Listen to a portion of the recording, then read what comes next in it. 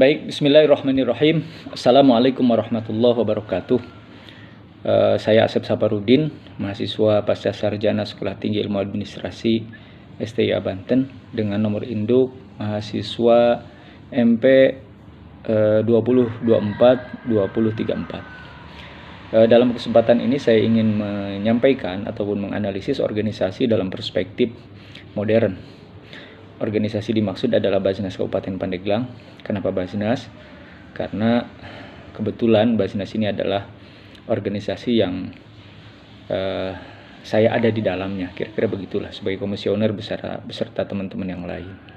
Jadi yang saya ingin menganalisa organisasi yang saya ada di dalamnya, yang tidak jauh-jauh gitu deh, maksudnya begitu. Video ini dibuat dalam rangka memenuhi tugas ujian tengah semester pada mata kuliah teori dan aplikasi organisasi bersama Pak dosen Bapak Dr. Agus Lukman Hakim. Dalam perspektif modern, seperti yang kita ketahui bersama bahwa organisasi dipandang sebagai sebuah organisme seperti makhluk hidup, berinteraksi dan senantiasa beradaptasi dengan lingkungannya. Sehingga organisasi itu bersifat terbuka terhadap perubahan baik dari dalam maupun dari luar.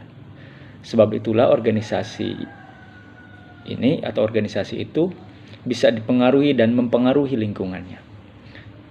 Termasuk organisasi saling membutuhkan.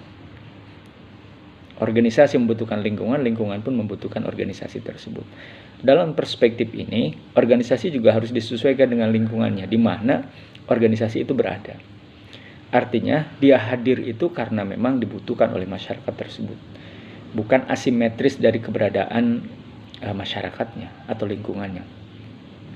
Organisasi dipandang sebagai sebuah entitas yang bergerak secara teratur, memiliki suatu mekanisme atau memiliki suatu pola.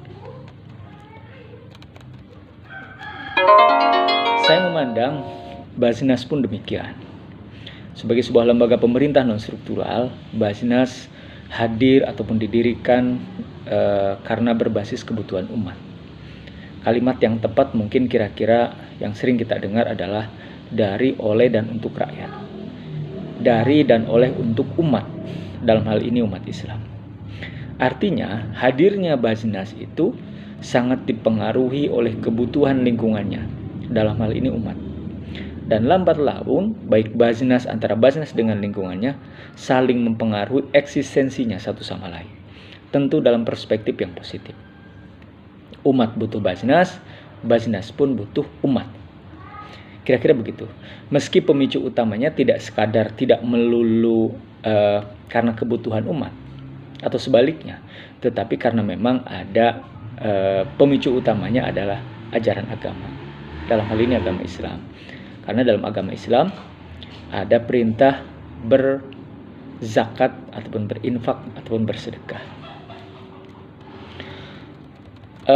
Selanjutnya, Indonesia sebagai sebuah negara mayoritas Islam atau bermayoritas penduduk muslim terbesar di dunia, otomatis membutuhkan lembaga seperti Basnas ini, semacam Basnas ini.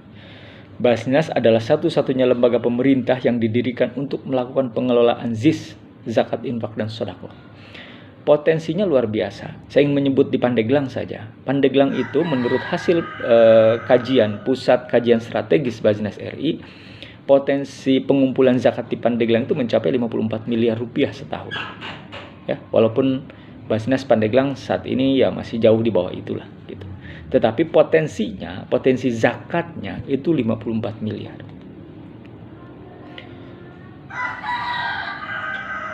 Umat kita, fakir miskin itu diantaranya membutuhkan bantuan uluran tangan kita, orang-orang kaya, dengan cara menyalurkan ZIS-nya melalui Basnas.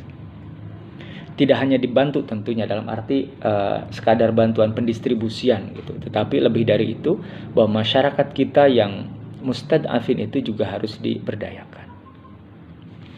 Dan penguat ataupun sarana pemberdayaannya itu ya dana-dana masyarakat itu, dana ZIS itu.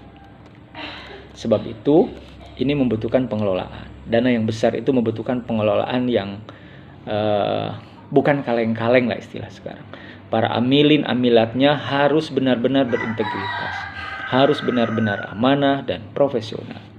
Sebagai lembaga modern, Basnas semakin hari terus memperbaiki diri dengan ditopang oleh mekanisme, oleh sistem, oleh aturan, dan polanya yang juga semakin modern, semakin amanah, semakin transparan dan akuntabel.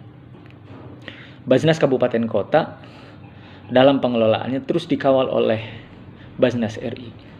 Dan untuk menjaga pengelolaan dana umat ini agar terkelola dengan baik dan benar menurut syar'i dan regulasi, termasuk untuk menjaga kepercayaan umat, tiap tahun Basnas itu diaudit oleh kantor akuntan publik independen.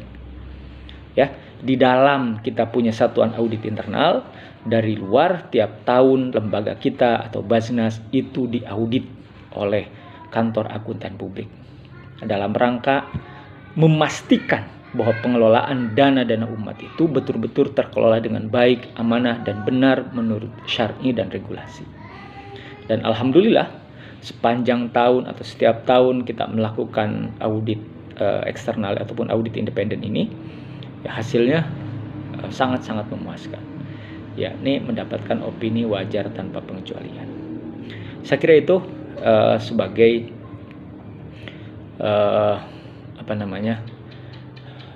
analisa sederhana yang saya lakukan, mudah-mudahan bermanfaat, dan ini mudah-mudahan sesuai dengan harapan yang diharapkan oleh Bapak dosen Pak Dr. Agus. Selebihnya saya